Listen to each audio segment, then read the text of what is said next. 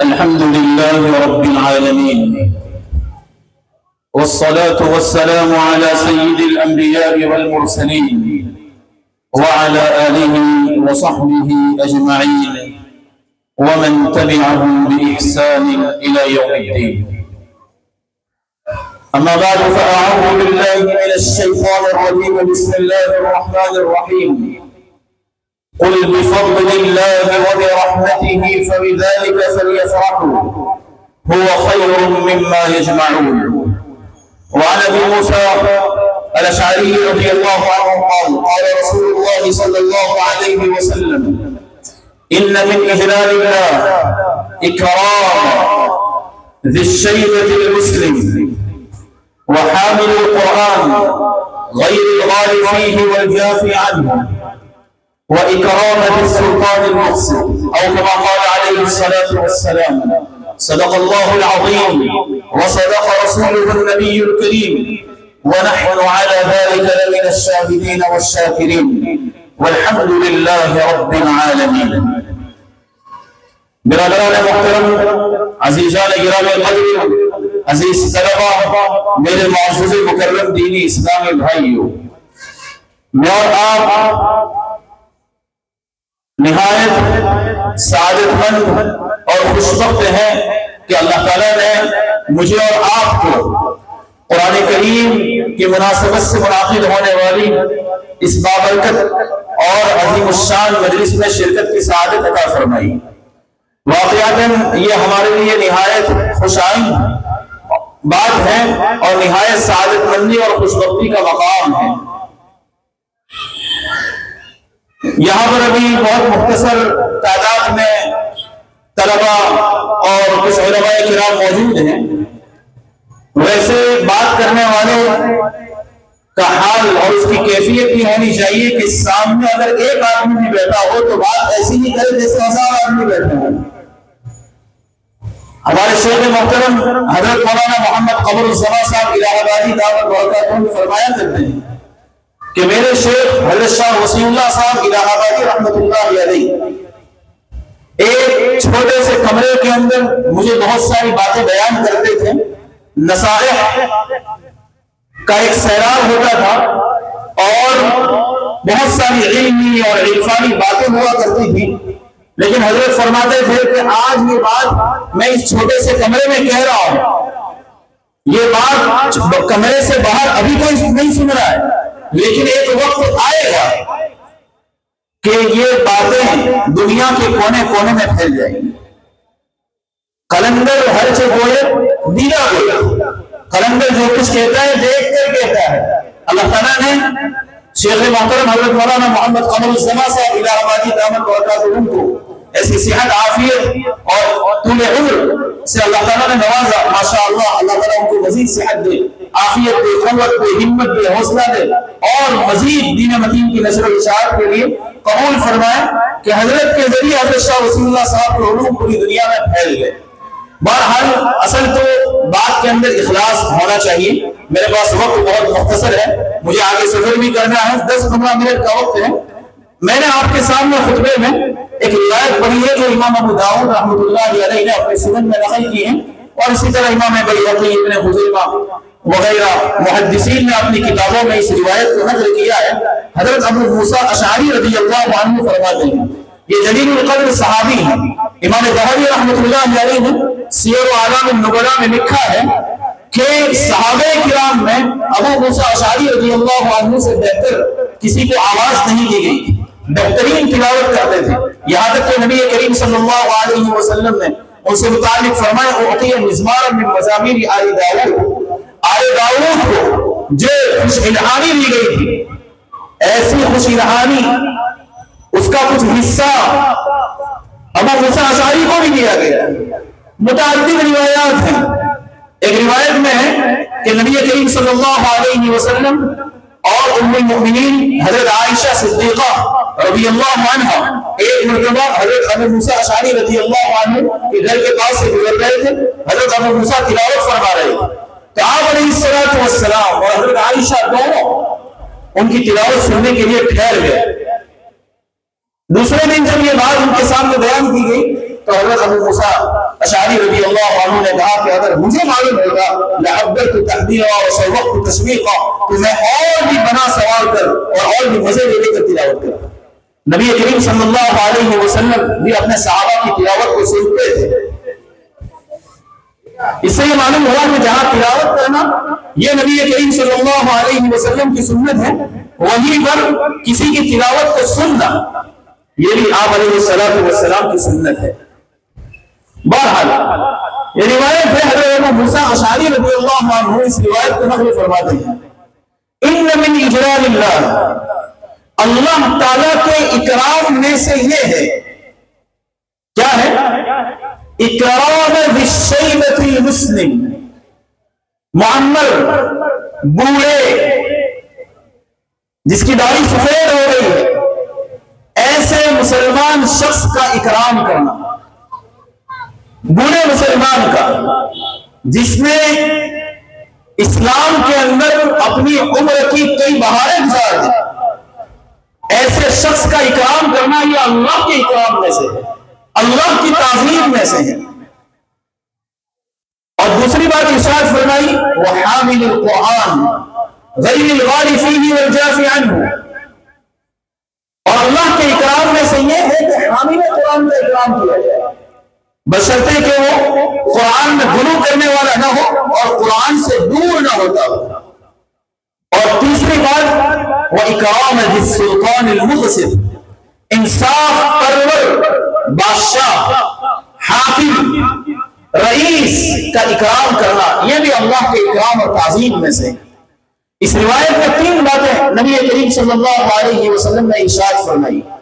مسلمان بوڑھے کا اکرام کرنا اللہ کے اکرام میں سے، اس کا اکرام یہی ہے کہ اگر وہ مجلس میں حاضر ہو جائے تو اس کی شائن شان جگہ پر اس کو بٹھایا جائے، اس کے سامنے نرم لہجے سے گفتگو کی جائے، اچھے القاب سے اس کو پکارا جائے، اس کو آگے کیا جائے، موقع ہو تو پہلے گفتگو کرنے کا اسے موقع دیا جائے، اس کا مذاق نہ اڑایا جائے، اس کا ٹھٹھا نہ کیا جائے.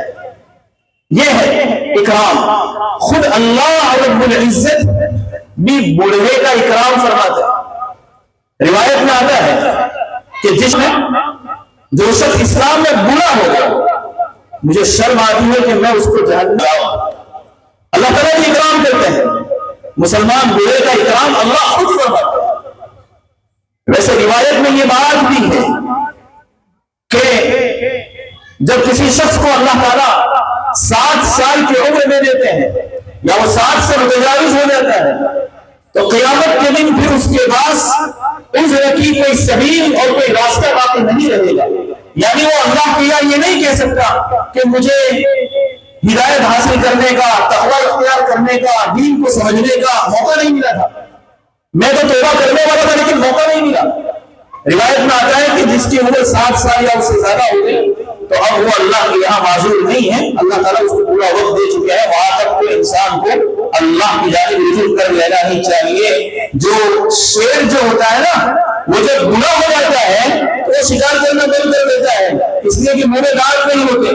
لیکن ایک مسلمان جو بوڑھا ہو گیا، داڑھی سفید ہو گئی، اب آدھے پیر قبر میں لٹک چکے ہیں اور قبر کے گڑے کے قریب ہو چکا ہے، ابھی وہ اللہ کی جانب رجوع نہ کرے، انابت اختیار نہ کرے تو اس سے بڑی شرم کی کیا بات ہو سکتی ہے.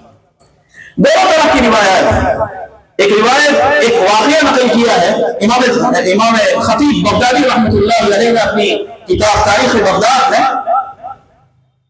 یحییٰ بن اکثم، قاضی یحییٰ بن اکثم رحمۃ اللہ علیہ سے متعلق امام بخاری رحمۃ اللہ علیہ کے اساتذہ میں سے محمد بن سلم خواص فرماتے ہیں کہ میں نے قاضی یحییٰ بن اکثم کو ان کی موت کے بعد خواب میں دیکھا. میں نے پوچھا کہ اللہ تعالیٰ نے آپ کے ساتھ کیا معاملہ کیا؟ تو کہا کہ مجھے اللہ کی بارگاہ میں کھڑا کیا گیا اور اللہ کی جانب سے مجھے تنبیہ کی گئی. مختلف روایات ہیں جن میں الگ الگ باتیں منقول ہیں. خلاصہ یہ کہ اللہ کی جانب سے تنبیہ کی گئی تو قاضی یحییٰ بن اکثم رحمۃ اللہ علیہ کہنے لگے کہ ما حدثت عنک ھذا، مجھے یا اللہ آپ کے بارے میں ایسی بات نہیں کی. تو کہا کہ میرے بارے میں آپ کو کیا بیان کیا گیا ہے؟ تو کہنے لگے حدثنا عبد الرزاق بن حمام عن معمر عن الزهري عن انس بن مالك عن النبي صلى الله عليه وسلم عن جبريل عنك ما شاب لي عبد في الاسلام شيئا الا استحييت ان احرقه بالنار. میں اس طرح کے کلمات روایت میں وارد ہوئے ہیں. قاضی یحییٰ بن اکثر کہنے لگے یا اللہ آپ کے بارے میں مجھے یہ بیان کیا گیا ہے, میرے استاد عبد الرزاق بن حمام نے مجھے بیان کیا, وہ معمر سے روایت کرتے ہیں, وہ زہری سے روایت کرتے ہیں, وہ انس بن مالک سے روایت کرتے ہیں, وہ نبی کریم صلی اللہ علیہ وسلم سے روایت کرتے ہیں, اور نبی جبریل امین سے روایت کرتے ہیں, اور جبریل امین نے آپ سے یہ بات نقل کی ہے کہ جس شخص نے اسلام کے اندر بڑھاپا, یعنی جو شخص اسلام کی حالت میں بوڑھا ہو گیا, زیادہ عمر اس کی ہو گئی, تو مجھے شرم آتی ہے کہ میں اس کو جہنم کی آگ کے ذریعے عذاب دوں. تو اللہ تعالیٰ نے فرمایا صدق عبد الرزاق, صدق معمر, صدق الزہری, صدق انس, صدق النبی, صدق جبریل, وانا قلت كذلك. یہ سب جتنے بھی درمیان میں واسطے بیان ہوئے ہیں سب نے سچ بات کہی ہے. انطلقوا به الى الجنہ, اس کو جنت میں لے جاؤ. بہرحال بات یہ ہے کہ اللہ کے اکرام اور تعظیم میں سے یہ ہے کہ آدمی بوڑھے مسلمان کا اکرام کرے. مسلمان کی قید روایت ہے, بعض شارحین نے لکھا کہ اگر مسلمان نہیں ہے, غیر مسلم ہے لیکن برا ہے, تو اس کا بھی اکرام کرنا چاہیے. لیکن مسلمان برے میں اور غیر مسلم برے کے درمیان اکرام کے اعتبار سے فرق ہوگا.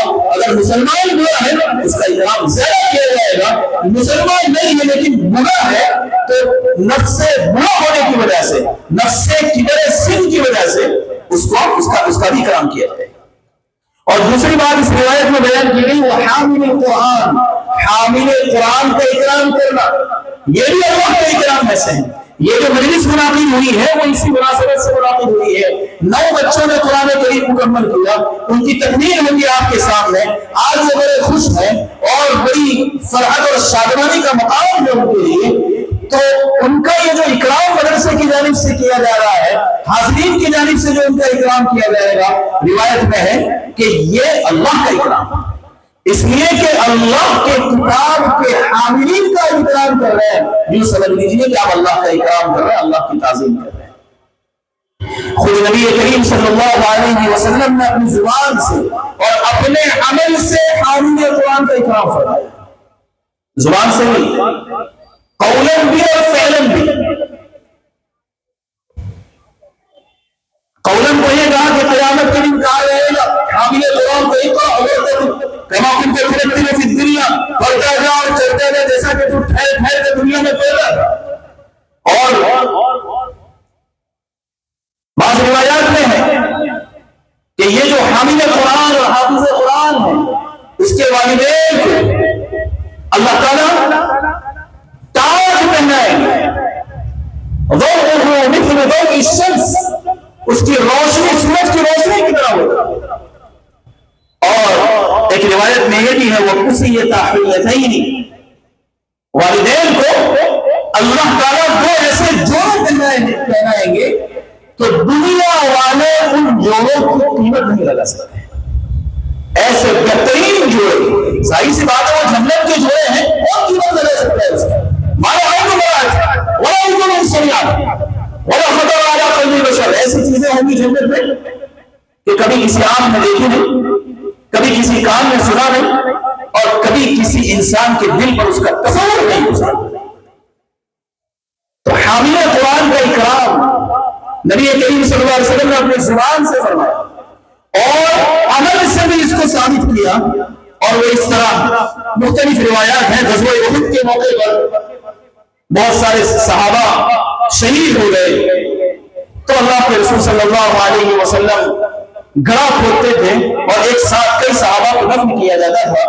اللہ کے رسول صلی اللہ علیہ وسلم پوچھتے تھے جو شہید ہو گئے ان سے بتائیے کہ ان میں سے قرآن کا حافظ زیادہ قرآن کو حفظ کرنے والا کون ہے. اس لیے کہ صحابہ کرام میں سب حافظ نہیں تھے, کسی کو ایک سورت یاد تھی, کسی کو 2 سورت, کسی کو 5 سورتیں, تو پورا مکمل قرآن کا حافظ تھا. تو اللہ کے رسول صلی اللہ علیہ وسلم نے پوچھا کہ ان میں سے سب سے زیادہ قرآن کا حافظ کون ہے؟ جس کے بعد میں بتایا جاتا کہ یہ سب سے زیادہ قرآن کا حافظ ہے۔ ایک قبر کے اندر کئی شہداء کو غزوہ احد کے موقع پر نبی کریم صلی اللہ علیہ وسلم نے دفن فرمایا، لیکن سب سے پہلے اس صحابی کو رکھا جس صحابی کو سب سے زیادہ قرآن یاد، دوسرے نمبر پر اس سے کم یاد والے، تیسرے نمبر پر اس سے کم یاد والے کو ثابت کر دیا قیامت تک کہ حامل قرآن اور حافظ قرآن کا مقام سب سے زیادہ بلند ہے۔ حامل القرآن، آگے فرمایا غیر الغالی فیہ، شرط یہ ہے کہ وہ اس میں غلو کرنے والا نہ ہو، غلو کرنے والا نہ ہو، والجافی عنہ، اور اس سے دور ہونے والا نہ ہو۔ غلو کرنے والا نہ ہونے کا مطلب یہ ہے کہ قرآن کریم کے اندر بہت سارے گناہوں کا تذکرہ ہے اور اس پر سخت سے سخت وعیدیں وارد ہوئی ہیں، تو آدمی کسی کو ایسے گناہ میں مبتلا دیکھیں تو اس کی تکفیر نہ کرے، اس کو کافر نہ کرے، وہ گنہگار ہے۔ اور اللہ تعالیٰ کی رحمت بہت وسیع ہے، آدمی کوئی گناہ کرنے کی وجہ سے کافر نہ ہو جائے گا، جیسا کہ بعض فرق اللہ نے ایسی باتیں بیان کی کہ زنا کر رہا ہے تو کافر ہو گیا، اعوذ باللہ۔ نہیں، قرآن کریم کے اندر جو رخصتیں ہیں، جو رخصت رکھی گئی ہے، جن باتوں کے اندر وسعت ہے، ان کے اندر تنگی نہ پیدا کی جائے۔ قرآن کریم کے حلال کو حلال سمجھا جائے، حرام کو حرام سمجھا جائے۔ کوئی ایسا نہ کرے کہ حلال کو حرام کر دے اور حرام کو حلال کر دے، یہ ہے قرآن کے سلسلے میں غلو کرنا، یا قرآن کے سلسلے میں غلو کرے، ایک حرف بہت آسانی سے ادا ہو رہا ہے اور اس کو ادا کرنے میں بہت غلو کر رہا ہے، ایسے کر کے ادا کر رہا ہے، یہ قرآن کریم کے ادب کے خلاف ہے، یہ غلو ہے قرآن کی ادائیگی کے سلسلے میں۔ اسی طرح قرآن سے دور ہونے والا نہ ہو، یعنی قرآن کو حفظ کر لیا لیکن اب قرآن کی تلاوت نہیں کر رہے ہیں یا قرآن پر عمل نہیں کر رہا ہے، یہ قرآن سے دور ہونا ہے۔ جو بچے اس مجلس کے اندر قرآن کریم کے حفظ کی تکمیل کر رہے ہیں انہیں میں خصوصاً کہوں، اور جو بچے یہاں پر قرآن کے حفظ میں مشغول ہیں اور یہ میری آواز جہاں تک جائے، ایسے تمام حفاظ سے میں کہوں گا کہ صرف حفظ کر لینا کافی نہیں، بلکہ حفظ کرنے کے بعد قرآن کریم کی ان آیات کو عملی جامہ پہنانا یہ ہماری ذمہ داری ہے۔ مختلف فتاوی موجود ہیں اور روایات کی روشنی میں مفتیان کرام نے کہا ہے کہ تاج ان حفاظ کرام کے والدین کو پہنایا جائے گا جن حفاظ کرام نے قرآن پر حفظ کرنے کے بعد عمل بھی کیا، اس لیے کہ روایت میں ہے وہ آمین بما فیہ، ساتھ ساتھ میں اس پر عمل بھی کیا، لیکن ساتھ میں فتاوا میں یہ بھی ہے کہ کوئی آدمی عمل میں کوتاہی کر رہا ہے لیکن توبہ بھی کر رہا ہے تو انشاءاللہ اللہ تعالیٰ اپنی رحمت سے اس کے والدین کو بھی تاج پہنائیں گے اور ان کا بھی خصوصی اکرام کیا جائے گا۔ تو بات یہ ہے کہ قرآن سے دور نہ ہو، وہ قرآن پر عمل کرے اور ساتھ ساتھ میں قرآن کی مسلسل تلاوت کرے۔ آپ اسلاف کی زندگی کا مطالعہ کیجیے کہ ہمارے اسلاف قرآن کے ساتھ کیسے مربوط تھے۔ جب آدمی قرآن سے مربوط رہتا ہے وہ تر تازہ رہتا ہے۔ پیوست والے شجر سے امید بہار، یہ ہمارا شجر ہے، یہ حبل اللہ المتین ہے، اللہ کی مضبوط رسی ہے۔ اگر ہم نے قرآن کو مضبوطی سے تھاما، یہ سمجھ لیجیے کہ ہمارا تعلق اللہ سے مضبوط ہے۔ اگر ہم قرآن سے دور ہو جائے، قرآن کے اعتبار سے، سیکھنے سکھانے کے اعتبار سے، عمل کے اعتبار سے، اکرام اور احترام کے اعتبار سے، یہ سمجھ لیجیے کہ ہم اللہ سے دور ہو گئے۔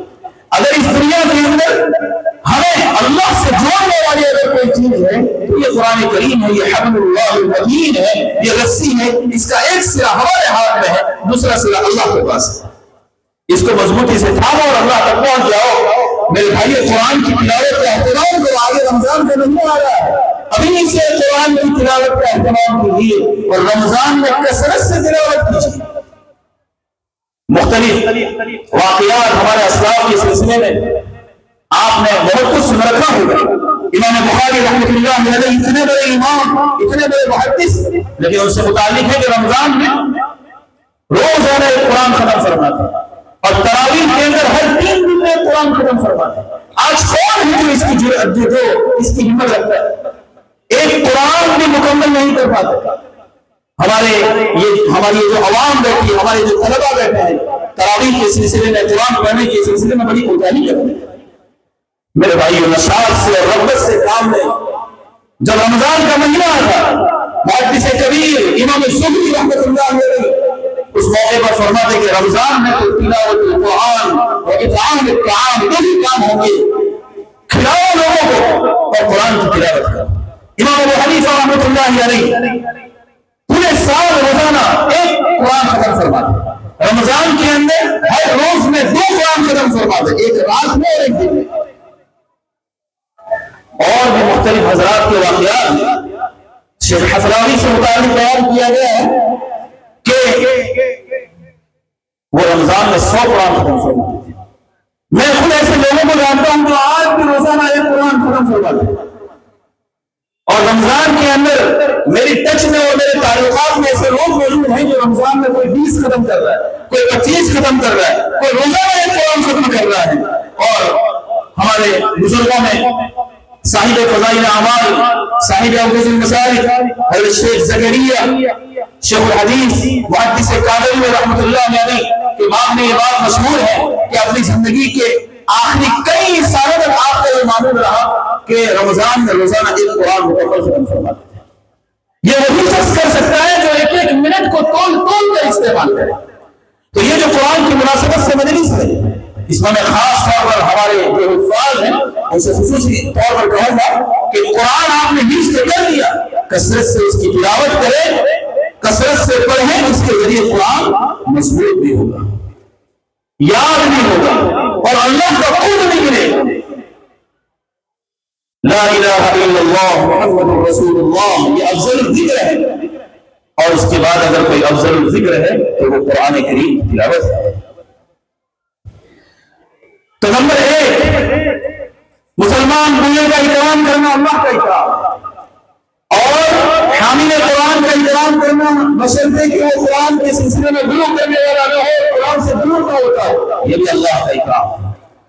اور تیسرے نمبر پر یہ بات نبی کریم صلی اللہ علیہ وسلم نے بیان فرمائی کہ انصاف پرور بادشاہ کا اکرام کرنا، یہ بھی اللہ کے اکرام میں سے ہے۔ بہرحال وقت بہت مختصر تھا، میں نے سوچا کہ 2-4 باتیں چونکہ میں حاضر ہو گیا ہوں، 2-4 باتیں آپ کے سامنے بیان کری ہوں۔ میں نے اس روایت کی روشنی میں 2-4 باتیں اپنی استطاعت کے مطابق اور اپنے ناقص علم کے مطابق آپ کے سامنے بیان کی ہیں۔ میں نے خطبے کے اندر ایک روایت بھی پڑھی، ایک آیت بھی پڑھی کہ قل بفضل اللہ وبرحمته فبذلك فليفرحوا هو خير مما يجمعون۔ محمد آپ کہہ دیجیے کہ اللہ کے فضل اور اس کی رحمت پر مسلمانوں کو خوش ہونا چاہیے، یہ بہتر ہے اس چیز کے مقابلے میں جو کفار و مشرکین جمع کر رہے ہیں، یعنی وہ مال، وہ دولت، وہ دنیا جو کفار و مشرکین جمع کر رہے ہیں، اس کے مقابلے میں یہ اسلام اور اسلام سے ملنے والی یہ نعمتیں 1000 درجہ بہتر ہے، بلکہ اس سے کئی گنا، جتنا آپ اندازہ نہیں لگا سکتے اس سے کئی گنا بہتر ہے۔ قل بفضل اللہ وبرحمته فبذلك فليفرحوا هو خير مما يجمعون۔ آج ہم قرآن کی اس مجلس میں موجود ہیں اور 9 بچے قرآن حفظ کر رہے ہیں۔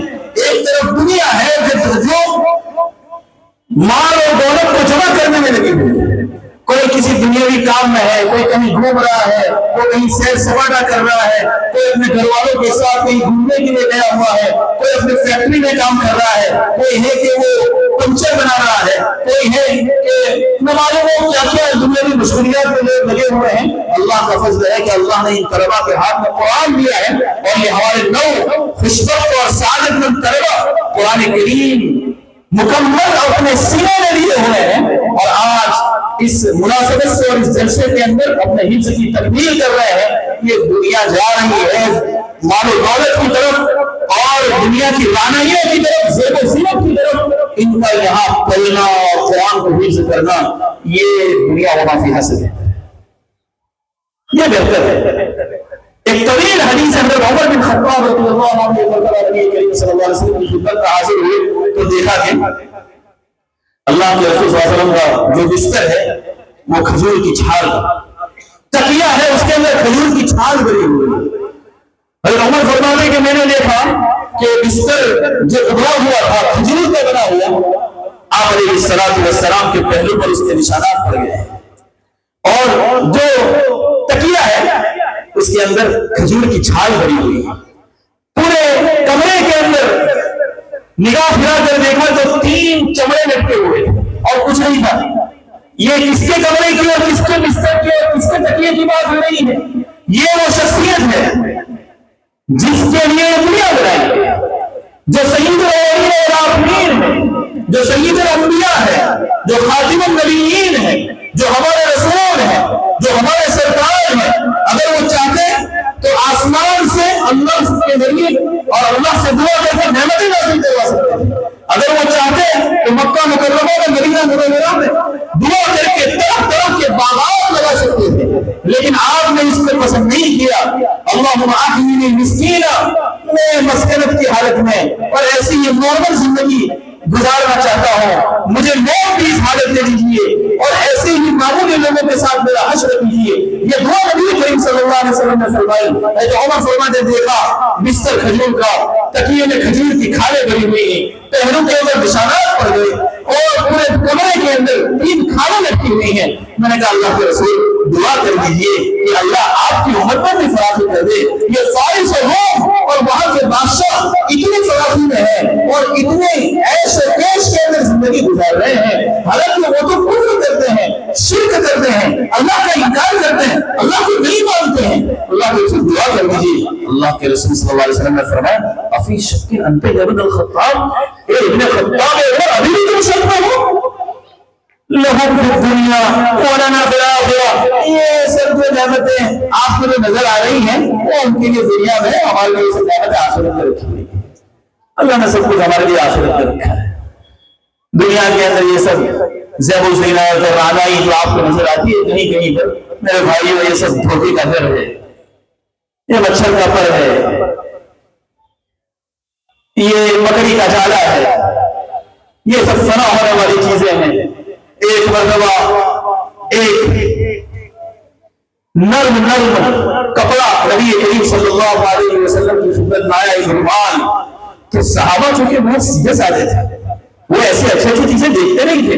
اللہ کے رسول کی خدمت میں پہنچا رومال تو صحابہ ایسے ہاتھ لگانے لگا، ایسے کتنا نرم ہے، کتنا نرم ہے۔ اللہ کے رسول صلی اللہ علیہ وسلم نے فرمایا لمنادیل سعد بن معاذ فی الجنۃ خیر من هذا، میرے صحابی سعد بن معاذ کو جنت میں جو رومال ملیں گے نا وہ اس سے کہیں زیادہ بہتر ہے۔ یہ کیا آپ اس کو دیکھ رہے ہو، اس میں کیا ہے؟ کچھ بھی نہیں ہے اس میں۔ اللہ کے رسول صلی اللہ علیہ وسلم نے اپنے صحابہ کا ذہن آخرت کی طرف ہمیشہ متوجہ کیا۔ بہرحال یہ دیکھنے میں چھوٹی سی مجلس لگ رہی ہے، لیکن یہ بڑی مجلس ہے، اس کا تذکرہ آسمانوں پر ہو رہا ہے۔ اللہ تعالیٰ ہمارے اس جمع ہونے کو قبول فرمائے، جو باتیں کہی گئی ہیں ان باتوں پر مجھے اور آپ تمام کو عمل پیرا ہونے کی توفیق ارزانی فرمائے۔ آمین وآخر دعوانا ان الحمد للہ رب العالمین۔ الرحمن الرحیم اللهم لك الحمد كله ولك الشكر كله وإليك يرجع الأمر كله اللهم صل على سيدنا مولانا محمد وعلى آل سيدنا مولانا محمد وبارك وسلم۔ مولا کریم اس پروگرام کو اپنی بارگاہ میں قبول فرما، اس مدرسے کو دن دنیا رات چوگنی ترقیات سے مالا مال فرما۔ جو بچے قرآن کی حفظ کی تکمیل کر رہے ہیں یا اللہ انہوں نے الفاظ یاد کیے ہیں، انہیں علوم قرآن سے مالا مال فرما، عمل بالقرآن کی توفیق عطا فرما۔ ہم تمام کو محبت قرآن، حلاوت قرآن، تلاوت قرآن نصیب فرما اور رموز قرآن اور غوانیز قرآن اور علوم قرآن ہم سب پر کھول دے۔ قرآن سے ہمارا خصوصی تعلق قائم ہو جائے، اس کا بھی فیصلہ فرما دے یا اللہ۔ اس مجلس کو ہم تمام کے لیے باعث خیر و برکت بنا، پورے علاقے کے لیے باعث خیر و برکت بنا۔ اس مدرسے کو دن دنیا رات چوگنی ترقیات سے مالا مال فرما، حاسدین کی حسد سے، مبغضین کے بغض سے، اعداء کی عداوت سے، شر پسندوں کی شر سے، شرارت پسندوں کی شرارت سے اس مدرسے کی مکمل حفاظت فرما۔ مدرسے کی جتنی ضروریات ہیں غیب سے کفالت فرما اور ارباب خیر کو اس مدرسے کی جانب خصوصی طور پر متوجہ فرما۔ ہمارے دعاؤں کو اپنی بارگاہ میں اپنے پیارے حبیب صلی اللہ علیہ وسلم کے صدقے طفیل میں مقبول و منظور فرما۔ یا رب صلی وسلم دائما ابدا على حبیبک خیر الخلق كلهم۔ سبحان ربک رب العزة عما یصفون وسلام علی المرسلین والحمد للہ رب العالمین۔